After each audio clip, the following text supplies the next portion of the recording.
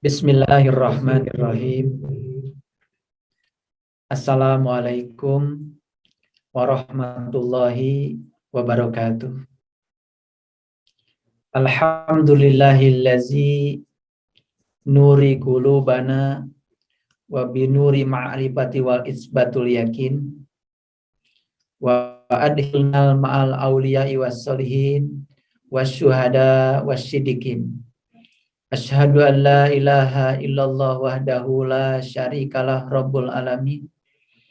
Wa asyhadu anna Muhammadan abduhu wa rasuluh asrafal anbiya'i wal mursalin sayyidina Muhammadin wa ala alihi wa sahbihi ajmain. Subhanaka la ilma lana illa ma 'allamtana innaka antal alimul hakim. Subhanakallahumma rabbana wa bihamdika asyhadu an la ilaha illa anta wa atubu ilaih. Astagfirullahaladzim. Astagfirullahaladzim. Astagfirullahaladzim. Allazi la ilaha illa huwal hayyul qayyum wa atubu ilaih.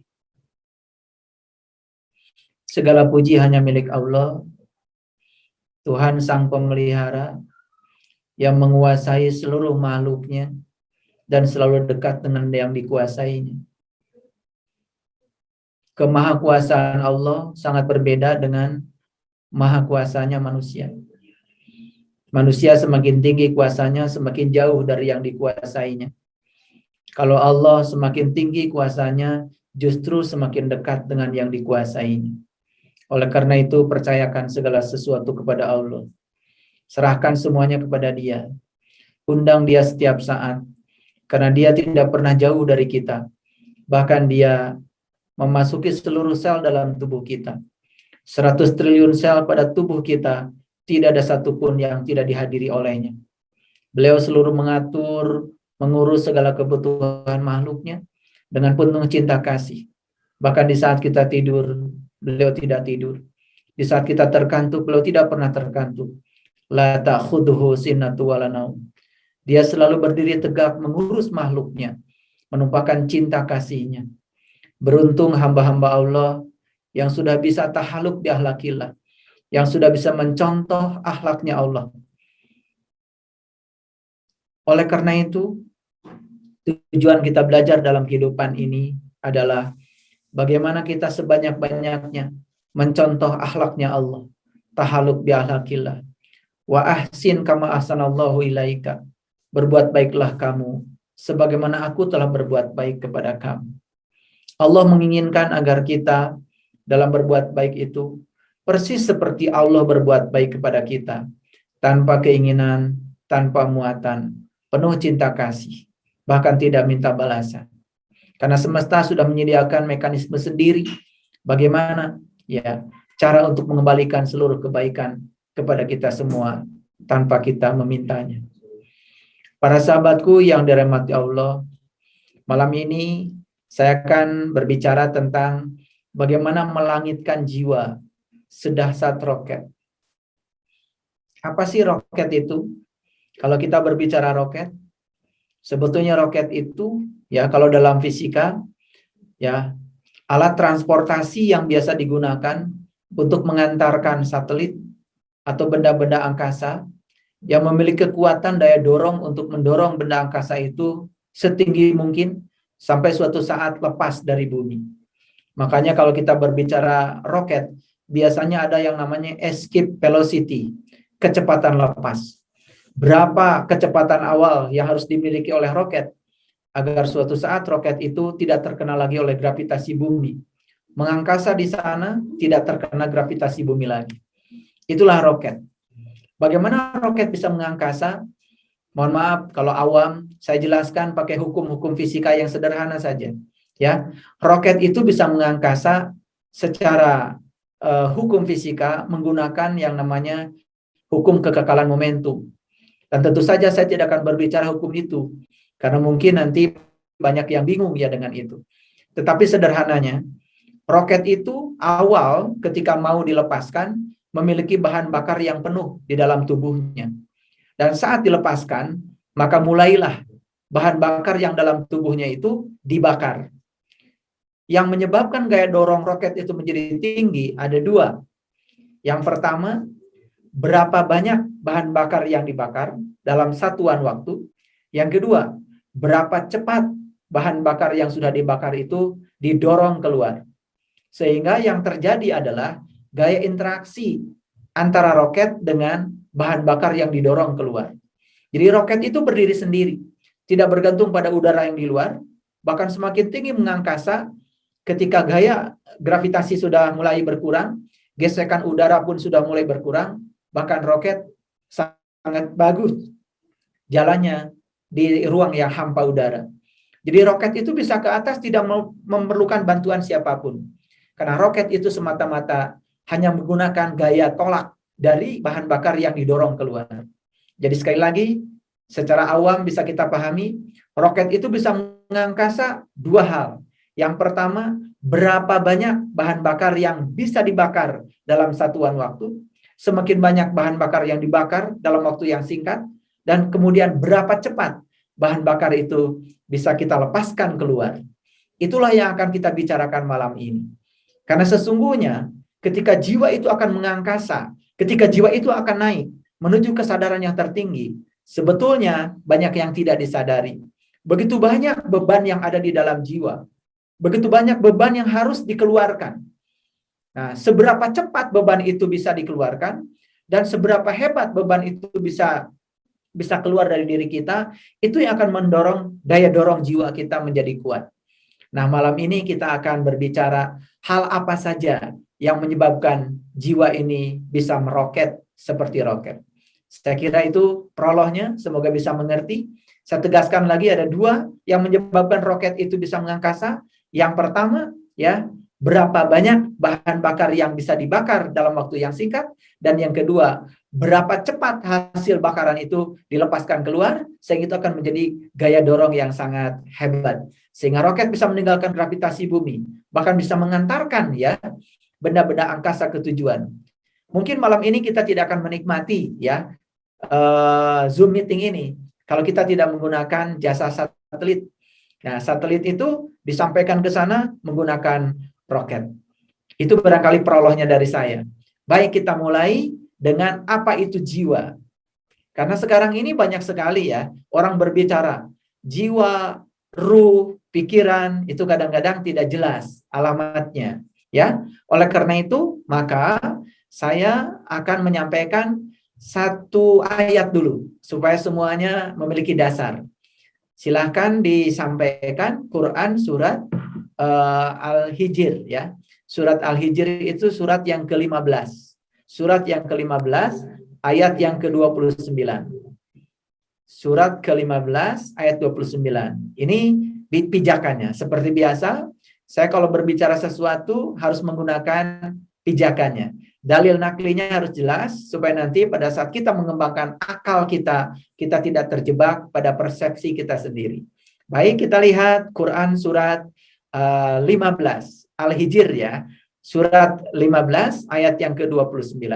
Semoga para sahabat semua sudah bisa menyaksikan ya tayangan ayat yang sudah disampaikan oleh operator. Saya akan bacakan pelan-pelan ya. Baca pelan-pelan supaya semuanya mengerti.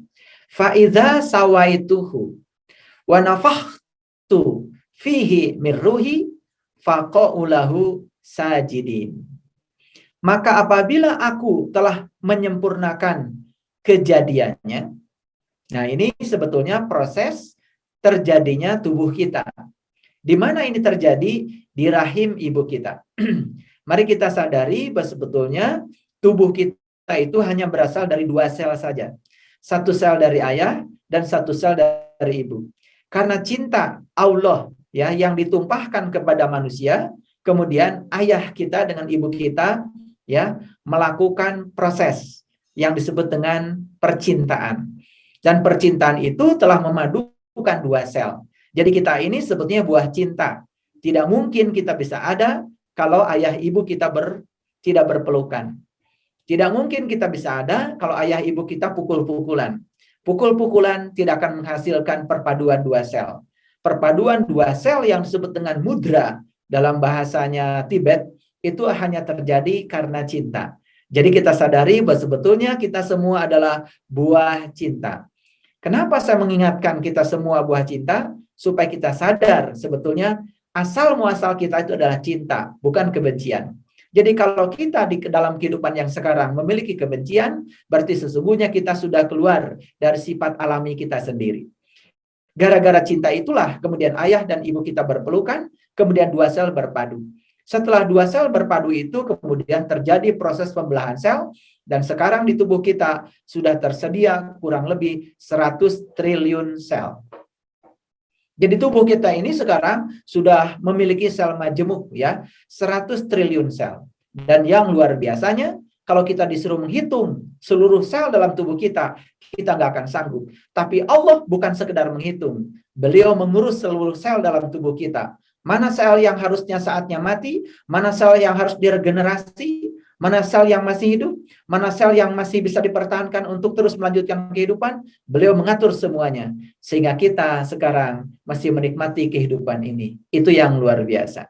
Baik ya, faida sawaituhu wa nafahtu fihi min ruhi, maka ketika aku telah menyempurnakan kejadiannya, proses penciptaan tubuh di rahim ibu, maka setelah sempurna tubuh kita diciptakan, maka Allah menyampaikan, ya, wa nafahtu fihi min ruhi, maka aku telah meniupkan ruhku.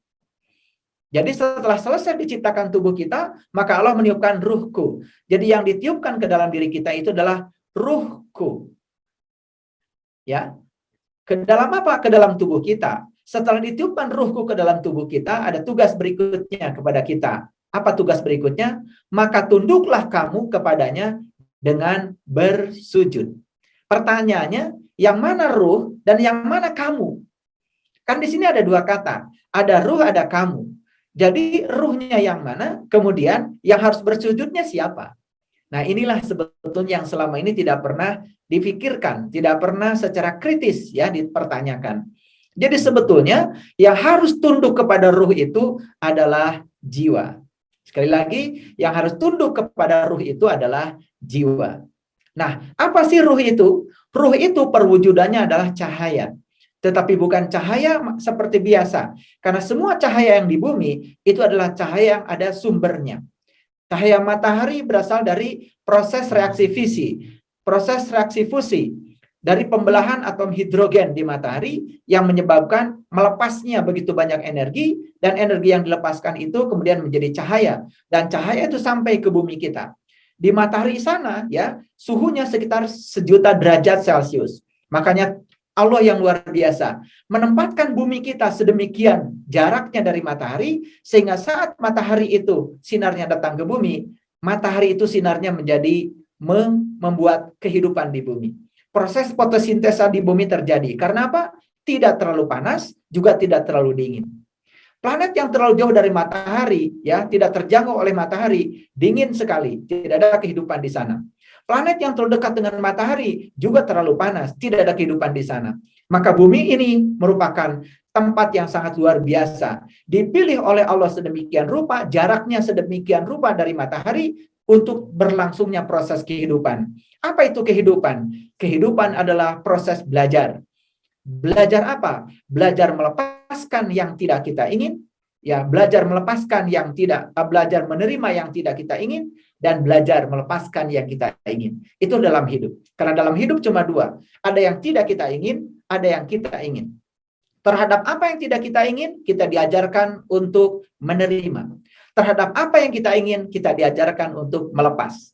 Selama hidup kita masih menendang dan mencengkram, menendang yang tidak kita ingin, dan mencengkram yang kita ingin, maka hidup kita akan terus dipenjara oleh penderitaan. Nah, harus bebas dari penderitaan supaya jiwa kita bisa meroket. Baik, kembali lagi pada topik tadi. Jadi ada ruh, ada jiwa. Jadi yang harus tunduk kepada ruh itu adalah jiwa. Jadi kalau begitu, pada saat ditiupkan ruhku ke dalam diri kita, apakah di dalamnya ada jiwa? Ada jiwa. Ada jiwa di sana. Ya, ada jiwa di sana. Nah, kalau begitu, bagaimana kita memahaminya? Nah, dalam Quran surat Al-Maidah ayat 73, Allah menyatakan seperti ini. Laqad kafarul ladzina qalu innallaha salisu salasa. Sungguh tertutuplah orang-orang yang mengatakan bahwa Allah salah satu dari yang tiga. Jadi konsepsi tentang Allah itu ya dalam tradisi Islam, dalam berbagai macam rujukan kitab-kitab yang ada di Islam itu ada tiga. Yang pertama ada Nurullah atau cahaya Tuhan. Yang kedua Nur Muhammad, cahaya terpuji. Yang ketiga adalah Nur Insan, itu adalah cahaya insani. Yang disebut dengan diri sejati manusia itu adalah Nur Insani, yang disebut dengan cahaya insani. Nah, cahaya insani itulah yang disebut dengan jiwa. Jadi kalau begitu jiwa harus tunduk pada siapa? Jiwa itu harus tunduk pada dua. Pertama harus tunduk pada cahaya Tuhan, yang kedua harus tunduk pada cahaya terpuji. Itulah yang disebut dengan Rasulullah sejati yang ada pada diri setiap manusia. Makanya sifat Rasul ada 4. Yang pertama sidik, yang kedua amanah, yang ketiga fatonah, yang keempat adalah balagoh. Coba kita cek sekarang. Apabila kita berbohong, maka kita akan ditegur oleh diri kita sendiri. Itulah sidik yang hidup pada diri kita. Apabila kita berkhianat, akan ditegur oleh sifat yang kedua, yaitu amanah. Karena amanah itu hidup pada diri kita. Apabila kita melakukan tindakan yang bodoh, maka kita akan mengatakan, kok kamu bodoh? Karena dalam diri kita ada sifat Rasul yang ketiga, yaitu fatona. Apabila kita tidak menyampaikan sesuatu kepada yang berhak untuk menyampaikannya, maka kita akan ditegur oleh sifat yang keempat, yang disebut dengan balago, yang berarti menyampaikan. Jadi sidik ada pada diri kita, ya, amanah ada pada diri kita, fatonah ada pada diri kita, dan balagoh ada pada diri kita. Itulah yang disebut dengan Rasulullah yang sejati.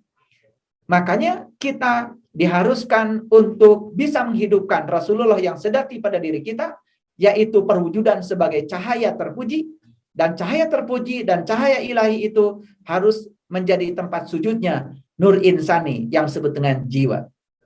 Jadi sekarang jelas ya, yang disebut dengan jiwa itu adalah bagian yang ketiga dari ruh.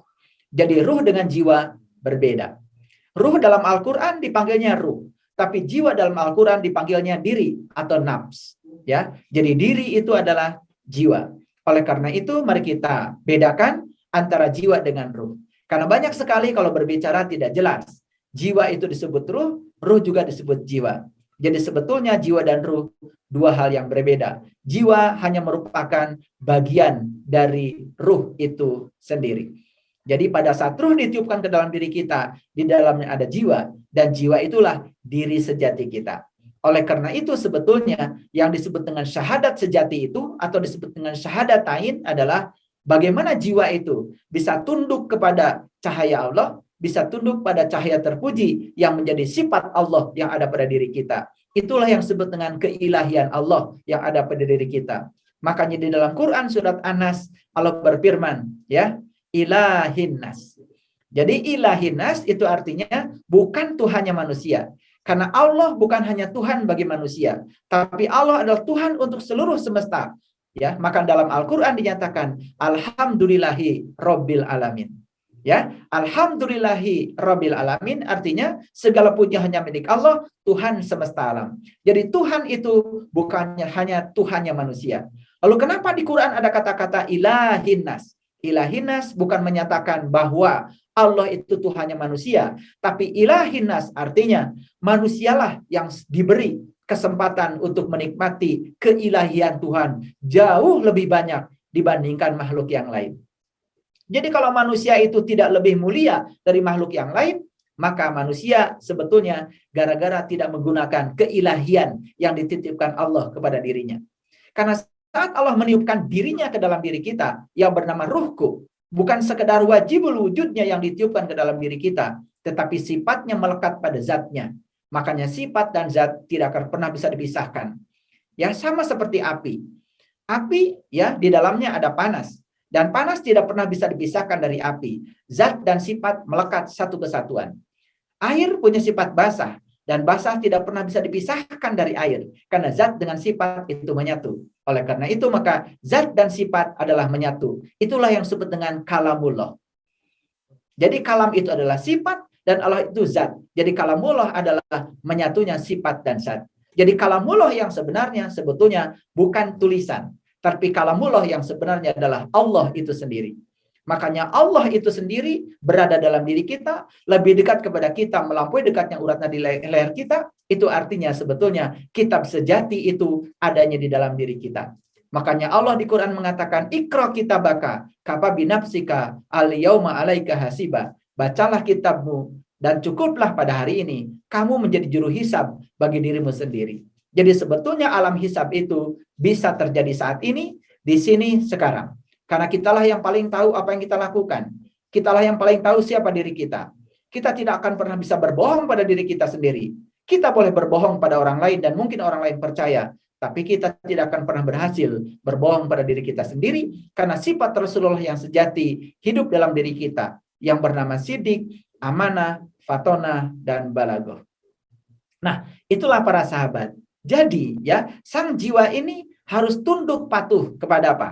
Kepada nurullah, ya, cahaya Allah dan cahaya terpuji sebagai sifat. Jadi zatnya ada, sifatnya ada, dan itu gumulung manunggal dalam diri kita. Sayang sekali banyak yang tidak memahami hal ini. Nah, bagaimana cara memahaminya? Tidak bisa dengan menggunakan kata-kata, karena kita harus mengalami sendiri. Bagaimana cara mengalaminya? Disitulah pentingnya kita belajar meniti ke dalam diri agar kita bisa merasakan. Karena yang tidak bisa merasakan tidak akan pernah bisa memahami. Malam yazuk lam ya'rif. Hanya yang mengalami yang akan memahami. Itu sebabnya kita perlu bimbingan seseorang yang tahu persis ya tentang jalan meniti ke dalam diri. Oleh karena itu maka diperlukan bimbingan seorang guru. Di zaman dulu ya ada para rasul, ada para nabi. Di zaman sekarang tentu saja yang ada hanyalah para pewaris ilmunya rasul, para pewaris ilmunya nabi. Nah, orang-orang yang semacam itu mungkin sekarang sudah semakin langka dalam kehidupan ini. Tapi percayalah, ya percayalah. Kalau kita mencarinya, pasti kita akan menemukannya. Karena Allah berjanji dalam sebuah hadis qudsi, para waliku ada di bawah naunganku, dan tidak ada yang mengenal seorang wali tanpa seizinku. Jadi sebetulnya kewalian seseorang hanya bisa ditemukan oleh orang yang berhak untuk bisa melihatnya, menyaksikannya. Dan itulah sebetulnya yang harus kita lakukan pencarian. Makanya mencari seorang guru yang sejati, persis seperti mencari jejak elang di langit. Mencari guru yang sejati, persis seperti mencari jejak ikan di dalam air. Mencari guru yang sejati, persis seperti mencari jejak itik di sungai. Mungkin sulit, tetapi Allah sudah berjanji, siapa yang mencarinya, pasti akan mendapatkannya. Dalam Quran surat Al-Kahfi diabadikan dengan kata-kata yang sangat indah. Mayahdillahu fahwal muhtadi wa mayudlil falan tajidalahu waliyan mursidan. Barang siapa yang dikehendaki Allah dapat petunjuk, pasti akan bertemu dengan seorang penunjuk jalan. Tapi barang siapa yang tidak dikehendaki Allah mendapat petunjuk, karena dia tidak menghendakinya, maka dia tidak akan pernah bertemu dengan waliyan mursidan. Wali dalam bahasa Arab artinya adalah teman, mursid dari kata irsyad artinya cerdas. Waliyan mursidan adalah teman yang cerdas. Siapa teman yang cerdas? Teman yang cerdas adalah yang mengajarkan kepada kita untuk membuka kecerdasan dalam diri kita. Hati-hati belajar sesuatu. Kalau kita belajar sesuatu hanya doktrin, belajar sesuatu hanya dogma, akan mematikan kecerdasan kita. Carilah orang yang bisa mengembangkan kecerdasan kita. Karena agama bukan untuk membatasi, tapi agama justru untuk meluaskan kita. Agama bukan untuk memenjara, tapi agama untuk memerdekakan kita. Disitulah sebetulnya esensinya agama. Tapi banyak sekali yang tidak tahu tujuan dari agama itu sendiri. Baik para sahabat, sampai sini saya sudah menjelaskan apa itu jiwa. Nah, bagaimana sekarang melangitkan jiwa? Melangitkan jiwa berarti yang pertama, ya, jiwa ini harus sering dipersatukan dengan apa? Dengan yang dua tadi. Yang pertama adalah nurullah, yang kedua adalah nur Muhammad. Jadi jiwa harus sering dipersatukan dengan cahaya Tuhan. Jiwa harus sering dipersatukan dengan cahaya terpuji yang semuanya lengkap ada pada diri kita. Nah, siapa saja yang sering mempersatukan ya diri sejatinya dengan cahaya Tuhan, dengan cahaya terpuji, yang sering mengalami syahadat sejati dalam dirinya, maka dengan sendirinya jiwa itu akan meningkat kesadarannya. Saat jiwa meningkat kesadarannya, maka jiwa akan mengalami satu hal yang sangat indah yang disebut dengan kecerdasan. Dan kecerdasan bukanlah hasil intelektualitas, hasil sekolah di sekolah umum, di sekolah formal, itu adalah hanya intelektualitas kebanyakan. Tetapi kesadaran hanya bisa ditimbulkan oleh kecerdasan. Dan kecerdasan adalah saat jiwa kita sering melangit. Nah, pada saat jiwa kita melangit, berarti jiwa kita sedang bertemu dengan sang guru bagi jiwa. Nah, ketika jiwa itu sudah bertemu dengan gurunya, yaitu Nurullah dan Nur Muhammad, apa yang terjadi? Maka jiwa akan menjadi majikan bagi pikiran. Nah, kebanyakan manusia justru menjadikan pikiran sebagai majikannya, lalu jiwa menjadi pelayannya. Nah, harus dibalik sekarang. Jadikanlah jiwa sebagai guru bagi pikiran. Jadi belajar agama sesungguhnya menghadirkan guru bagi jiwa. Makanya siapapun yang sudah menghadirkan guru bagi jiwanya, maka jiwa bukan lagi sebagai majikan, tapi jiwa sebagai pelayan. Makanya ada kata-kata bijaksana yang sangat indah, jiwa adalah majikan yang sangat berbahaya, tetapi jiwa adalah pelayan yang terbaik. Makanya kalau jiwa sudah bisa melayani kita, pikiran adalah majikan yang sangat berbahaya, tetapi pikiran adalah pelayan yang sangat baik. Jadi kalau pikiran ini sudah menjadi pelayan bagi jiwa, maka apa yang terjadi? Semua persepsi pikiran itu dapat dikendalikan oleh bimbingan dari jiwa karena pikiran sudah menemukan gurunya. Nah, melangitkan jiwa artinya mempertemukan jiwa dengan sang guru sejatinya, Melangitkan jiwa itu artinya mempertemukan jiwa dengan sang guru sejatinya agar jiwa setelah berkomunikasi dengan guru sejatinya, jiwa menjadi majikan bagi pikiran. Nah, kalau jiwa sudah menjadi majikan bagi pikiran, maka pikiran itu akan selalu bertindak dengan penuh kebijaksanaan. Jadi sebetulnya penderitaan manusia semua berasal dari pikiran yang tidak memiliki kesadaran. Kenapa pikiran tidak memiliki kesadaran? Karena pikiran tidak pernah kontak dengan gurunya. Siapa gurunya pikiran? Adalah jiwa. Siapa gurunya jiwa? Gurunya jiwa atau nur insani adalah Nurullah dan Nur Muhammad. Kalau ini, spektrum ini kita pahami dan kita bisa mempraktekannya dalam diri dengan cara meniti ke dalam diri, maka kita akan menemukan kehidupan yang luar biasa. Makanya kuncinya menjadi sangat sederhana. Siapa yang sudah menemukan kesucian di dalam, apapun yang dilihat di luar menjadi suci. Siapa yang sudah menemukan kedamaian di dalam, apapun yang di luar menjadi damai. Siapa yang sudah menemukan Tuhan di dalam dirinya, maka yang dia lihat di luar semuanya adalah Tuhan. Tapi siapa yang menemukan setan dalam dirinya, apapun yang dia lihat di luar adalah setan. Makanya lihat bedanya orang yang sadar dengan yang tidak sadar. Orang yang sadar selalu protes, selalu mengeluh, selalu merasa sebagai korban. Itu saja yang dilakukan dan tidak pernah bisa mau menerima kenyataan. Yang terjadi adalah amarah. Yang terjadi adalah kemarahan. Yang terjadi adalah kebencian. Lalu dia memperosokkan dirinya pada situasi yang sulit di dalam kehidupan. Para sahabatku yang dirahmati Allah, barangkali itulah penjelasan sekilas tentang jiwa. Dan mari kita sekarang masuk pada Quran surat Al-Haqqah. Surat Al-Haqqah itu surat yang ke-69. Nah, di sini saya akan berbicara panjang lebar. Bagaimana meroketkan jiwa selanjutnya. Quran surat Al-Haqqah itu surat yang ke-69. Surat yang ke-69, mohon dilihat ayat yang ke-17 dan ayat yang ke-18. Mohon diperhatikan ayat ini karena ayat ini sangat luar biasa, penuh dengan metafora. Baik para sahabat, kita lihat ayat ini Dan para malaikat berada di bagai penjuru langit. Pada hari itu ada 8 malaikat yang menjunjung ars di atas mereka. Jadi ada 8 malaikat yang menjunjung ars. Terus selanjutnya ayat yang ke-18, pada hari itu kamu dihadapkan. Tidak ada sesuatu pun dari kamu yang tersembunyi. Baik inilah sebetulnya rahasia melangitkan jiwa di sini. Apa sih rahasianya? Saya bicara dulu tentang malaikat. Jadi malaikat itu dari bahasa Arab. Malaikat sebetulnya bahasa Indonesia artinya adalah tekad. Malaikat itu artinya karep. Jadi malaikat itu adalah keinginan yang kuat yang ada pada diri kita. Jadi apapun yang ingin dirubah dalam hidup kita, perlu ada keinginan yang kuat dalam diri kita. Nah, keinginan yang kuat itulah dalam bahasa Arab disebut dengan malaikat. Makanya kita belajar sesuatu, kita kembalikan lagi pada etimologinya, pada asal usul katanya, supaya kita tidak terjebak oleh persepsi yang salah. Nah, apa 8 malaikat? Kenapa Aras itu dijunjung oleh 8 malaikat? Lalu kemana 2 malaikat lagi? Karena dari kecil kita diajarkan yang malaikat itu ada 10, bukan? Betul? Baik ya. Sudah hafal yang 10 malaikat? Yang pertama malaikat munkar. Yang kedua malaikat nakir.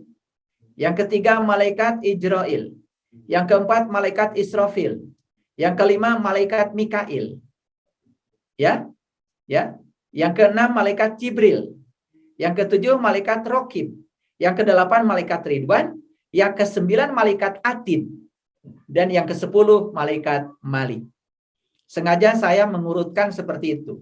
Jadi, saya akan berbicara dari 2 malaikat yang terakhir dulu, yaitu malaikat Atid dan malaikat Malik. Barangkali ada yang tahu tugasnya malaikat Atid apa? Silakan, ada yang tahu? Oke. Tugasnya malaikat Atid itu adalah mencatat amal buruk. Apa tugasnya? Mencatat amal buruk. Mari kita jujur sekarang. Mari kita jujur. Sekarang jujur. Saatnya untuk jujur. Mari kita jujur. Para sahabat, apakah di antara para sahabat ada yang suka mencatat amal buruk orang lain? Apakah ada di antara kita yang suka mencatat aib-aib orang lain? Apakah di antara kita ada yang suka mengomentari ya kekurangan orang lain?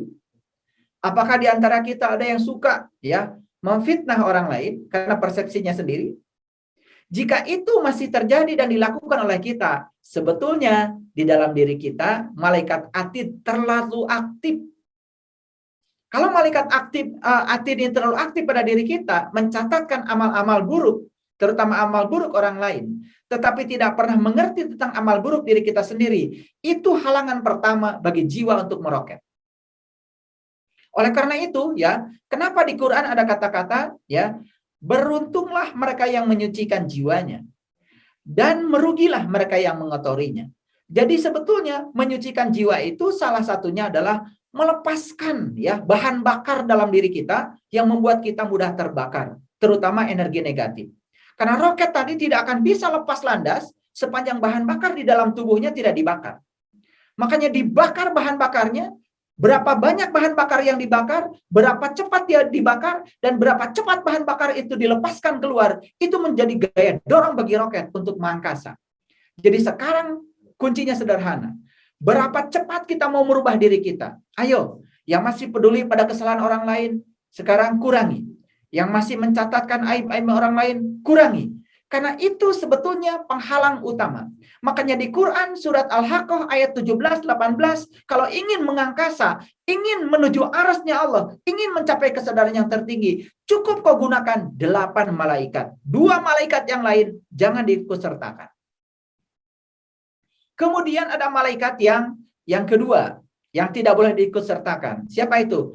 Malaikat Malik. Malaikat Malik itu apa tugasnya? Malaikat Malik itu penjaga neraka.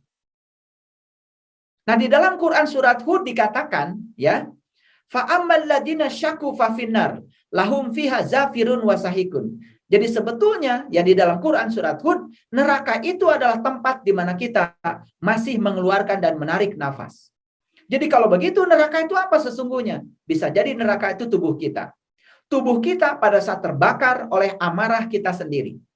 Kenapa bisa terbakar? Karena dijaga oleh malaikat Malik. Malik milik. Sesuatu yang terdalam milik kita adalah ego yang ada pada diri kita. Pada saat kita dikuasai oleh ego, coba perhatikan. Orang yang dikuasai oleh egonya merasa paling benar sendiri. Merasa paling terhormat dalam kehidupannya. Merasa dirinya siapa? Merasa dirinya status sosialnya paling tinggi.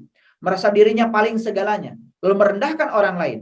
Dan orang yang suka merendahkan orang lain biasanya tidak siap ketika direndahkan.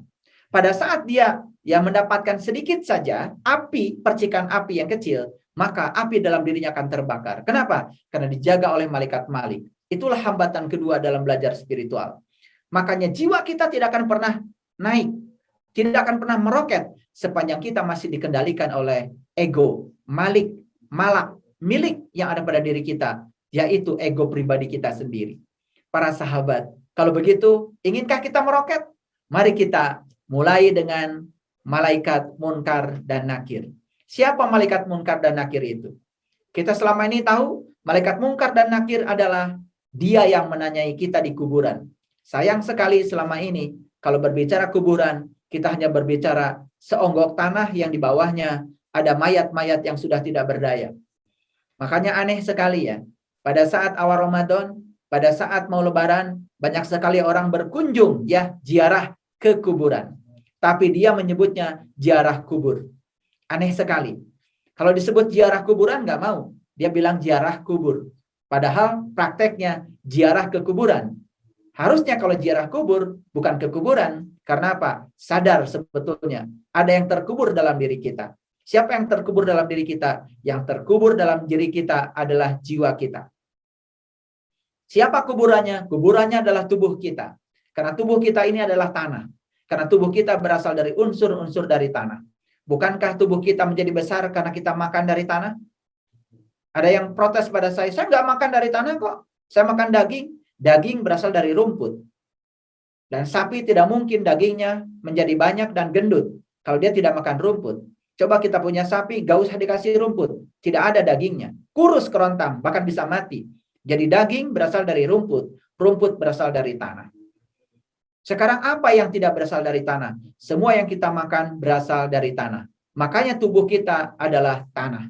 Makanya dalam Quran dikatakan, tubuh kita diciptakan dari tanah. Bukan seperti genteng, ya, dicetak seperti itu. Tapi prosesnya adalah lewat makanan, lewat tubuhan. Makanya kita harus belajar berterima kasih pada unsur-unsur semesta yang telah menjadikan tubuh kita membesar. Para sahabat, tidak ada satu butir nasi kalau tidak ada tanah. Tidak ada satu butir nasi kalau tidak ada air. Tidak ada satu butir nasi kalau tidak ada udara. Tidak ada satu butir nasi pun kalau tidak ada api. Oleh karena itu maka apinya berasal dari matahari. Pertanyaan bagi para sahabat semuanya. Kalau pada saat kita makan, pernahkah kita berterima kasih pada seluruh ya daya sambung semesta yang telah menghadirkan satu butir nasi? Bayangkan, utang budi kita itu banyak sekali. Kita punya utang budi pada tanah, kita punya utang budi pada air, kita punya utang budi pada udara, kita punya utang budi pada matahari. Pernahkah kita berterima kasih pada matahari? Saya pernah mengajarkan seseorang untuk berterima kasih pada matahari sebelum kita makan. Karena kalau tidak ada matahari, tidak ada satu butir nasi pun, dan tidak ada yang bisa kita makan. Apa katanya? Wah, aneh. Masa berterima kasih pada matahari? Karena kita selama ini diajarkan untuk melihat semua benda-benda di semesta ini seakan-akan benda mati. Padahal semua benda angkasa ini adalah energi. Makanya seperti kata Nikola Tesla, pandanglah semesta ini sebagai energi. Pandanglah semesta ini sebagai vibrasi. Pandanglah semesta sebagai frekuensi. Maka kamu akan melampaui kebanyakan orang. Selama ini kita hanya memandang yang namanya materi adalah materi, benda mati. Padahal setiap materi tersusun oleh atom. Dan setiap atom itu ada yang hidup yang bernama elektron. Kalau tidak ada elektron yang mengelilingi inti ya di dalam atom, tidak ada ikatan kimia antar molekul. Kalau tidak ada ikatan kimia antar molekul, tidak ada yang namanya padatan. Termasuk tubuh kita. Bisa hebat seperti ini karena ada ikatan molekul antar atom. Ikatan molekul antar molekul. Atom-atom itu mengikat diri ya menjadi molekul. Molekul mengikat diri menjadi padatan. Tumbuhlah tubuh seperti ini. Subhanallah. Sebetulnya kita ini banyak sekali utang budi. Oleh karena itu banyak sekali yang tidak pernah sadar ya, karena hidup penuh dengan keluhan. Hidup penuh dengan kebencian. Tidak pernah menyadari betapa besar cinta kasih Allah kepada kita. Para sahabat, mari kita mulai yang pertama. Biarkan malaikat munkar dan nakir bertanya. Apa pertanyaannya? Man robuka? Siapa sih Tuhanmu? Sekarang saya tanya pada Pak Ibu. Ada nggak di dalam diri kita nanya, sebetulnya Allah itu siapa ya? Allah itu di mana ya? Ada yang nanya begitu? Atau tidak ada pertanyaan itu sama sekali? Saya yakin setiap kita pasti bertanya. Pada saat sholat pun mungkin kita ingin tahu, siapa yang aku sembah ini ya? Bukankah Allah itu adalah tempat asal saya? Bukankah Allah itu juga tempat akhir saya? Bukankah kita berasal dari Allah dan akan kembali kepada Allah? Bukankah saya harus tahu dan kenal kepada Allah? Bagaimana caranya saya kenal kepada Allah? Bahkan Dia itu setiap saat menghidupi saya. Saat saya tidur pun dia memelihara saya. Saat saya sedang tidur pun dia mengatur napas saya. Dan napas tidak pernah ikut tidur. Jantung tidak pernah ikut tidur. Saya tanya para sahabat, pernah nggak mau tidur? Permisi dulu. Permisi ya nafas. Jangan ikut tidur ya. Pernah nggak ikut gitu? Permisi ya jantung. Jangan ikut tidur ya. Pernah nggak begitu? Tetapi cinta kasih Allah, walaupun kita nggak permisi, napas dan jantung kita tidak ikut tidur. Tahu-tahu kita sudah bangun. Pada saat kita tidur tidak sadar, pada saat bangun pun tidak sadar. Semua kita lakukan dalam keadaan tidak sadar. Baik sekarang, izinkan malaikat munkar dan nakir berbicara di dalam. Pertanyaannya satu, man robuka? Siapa Tuhan? Makanya siapa yang menghidupkan malaikat munkar dan nakir di dalam dirinya? Saya percaya dia akan melakukan pencarian. Pada saat dia melakukan pencarian, dia akan menemukan bahwa proses pencarian tidak perlu keluar. Karena Allah ada bersama kita, lebih dekat kepada kita, melampaui dekatnya uratnya di leher kita. Proses pencarian Tuhan keluar hanya akan menjauhkan kita dari Tuhan. Makanya pencarian dilakukan ke dalam. Satu. Yang kedua, malaikat Ijrail. Katanya malaikat Ijrail pencabut nyawa. Malaikat Ijrail itu yang membuat kita mati. Sebetulnya para sahabat, mati berpisahnya ruhani, berpisahnya ruh dengan jasad, itu tidak perlu kita pikirkan. Karena pada gilirannya kita akan mengalami itu semua. Yang harus kita pikirkan adalah, apakah saat hidup kita ini, kita benar-benar hidup? Jangan-jangan kita sebetulnya sudah mengalami kematian pada saat kita masih hidup. Makanya ada kata-kata bijaksana, jangan pernah hidup dalam kematian, dan jangan pernah mati dalam kehidupan. Karena banyak manusia justru sudah mati dalam kehidupan. Kalau kita sudah mati dalam kehidupan, terutama mati kesadaran kita, maka kehidupan itu menjadi tidak bisa dinikmati lagi. Maka tidak sedikit orang yang dalam kehidupannya hanya berjuang untuk hidup saja sudah berat.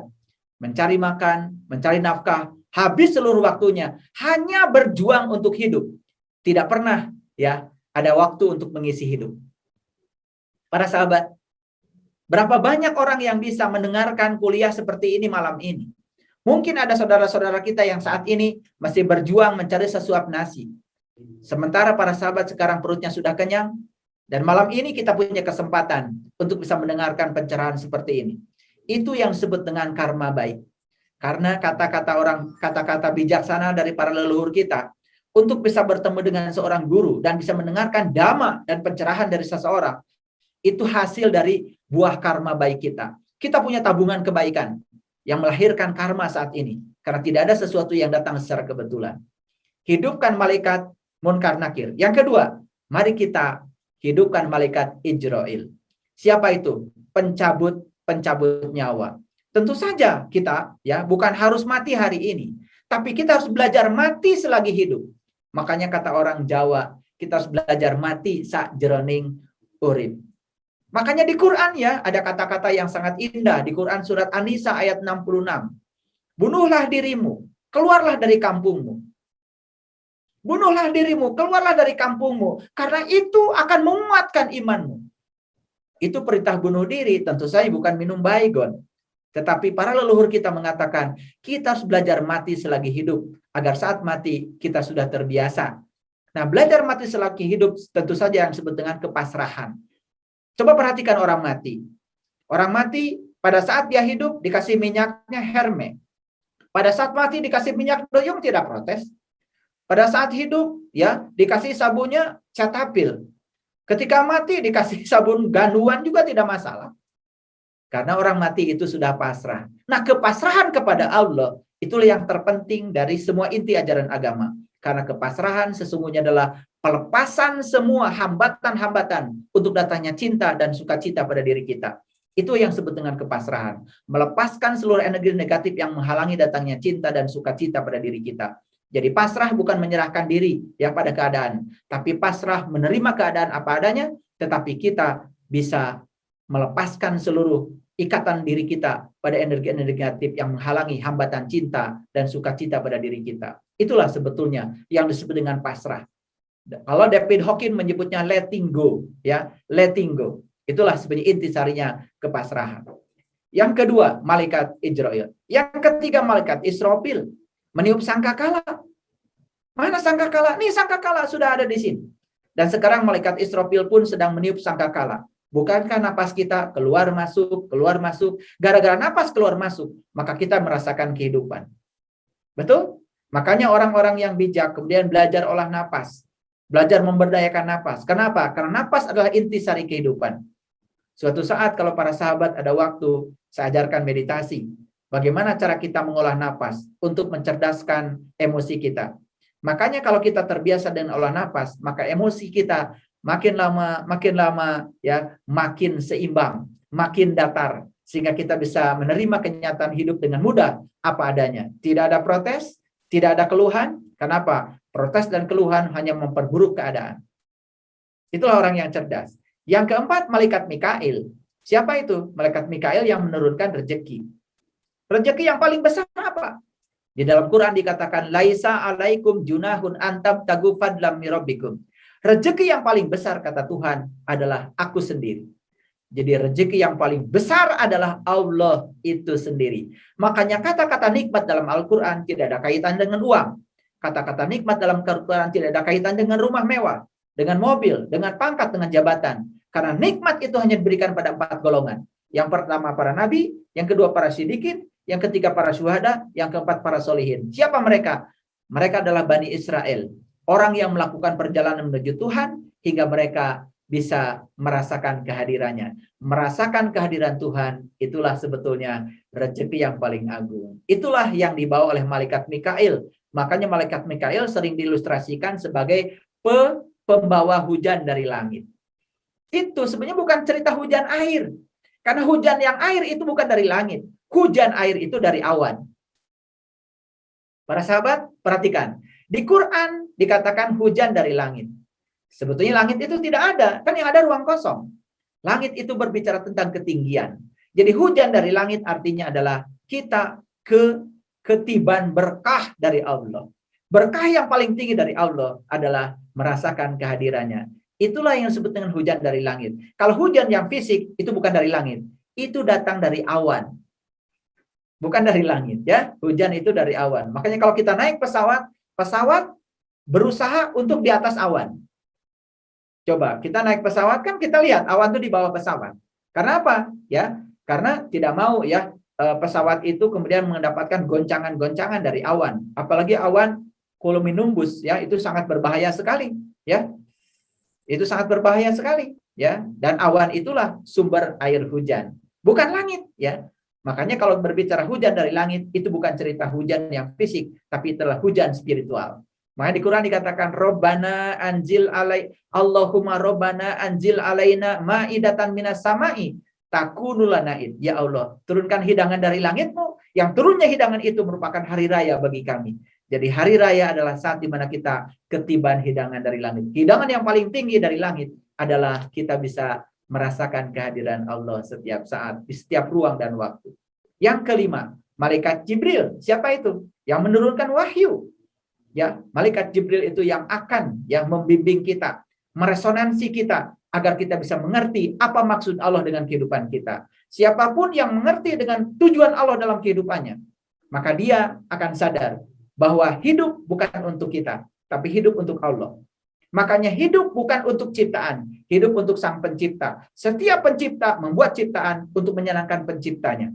Makanya siapapun orang yang sadar, maka dia akan sadar, ya Allah, bagaimana aku hidup agar aku bisa menyenangkan Engkau, Sang Pencipta diriku. Karena setiap ciptaan itu untuk menyenangkan penciptanya. Mas Adam yang pembawa acara kita malam ini, punya villa. Villa itu bukan untuk menyenangkan villa.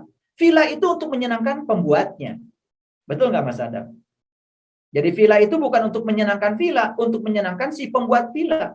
Jadi kalau Allah menciptakan tubuh kita, bukan untuk menyenangkan tubuh, untuk menyenangkan beliau, Sang Pencipta tubuh. Maka izinkan beliau hadir di sini, dan izinkan beliau menikmati ciptaannya. Makanya kemudian kita diajarkan dalam kehidupan untuk merasakan berbagai macam rasa, agar kita banyak belajar. Makanya kita dikasih dua jaring oleh Allah. Satu yang namanya pikiran untuk menampung pengetahuan. Yang kedua yang namanya jiwa untuk menampung pengalaman rasa. Nah, nanti saat kita pulang, setelah kita melanglang buana di samudra kehidupan ini, maka kedua jaring itu harus penuh. Jaring pikiran harus penuh dengan pengetahuan. dan jaring kolbu, jaring jiwa harus penuh dengan pengalaman rasa. Itulah malaikat Jibril. Lalu siapa lagi? Malaikat Rokib. Rokib itu adalah yang mencatat amal baik. Jadi kita harus sebanyak-banyaknya ya melakukan kebaikan dan kita mencatat amal baik ya. Nah, bagaimana kita bisa mencatat amal baik kalau tidak ada kebaikannya? Dan yang ketujuh, malaikat Ridwan, penjaga surga. Kalau neraka ada di sini, berarti surga pun ada di sini. Ini bisa menjadi surga, bisa menjadi neraka, tergantung tingkat kesadaran kita. Jika kesadaran kita dipertahankan di kesadaran yang tinggi, maka tubuh kita selamanya akan menjadi surga. Saya kira itu prolog dari saya. Semoga dengan penjelasan tadi kita bisa meroketkan jiwa kita, ya, sedahsyat, melangitkan jiwa kita sedahsyat roket. Terima kasih. Assalamualaikum warahmatullahi wabarakatuh.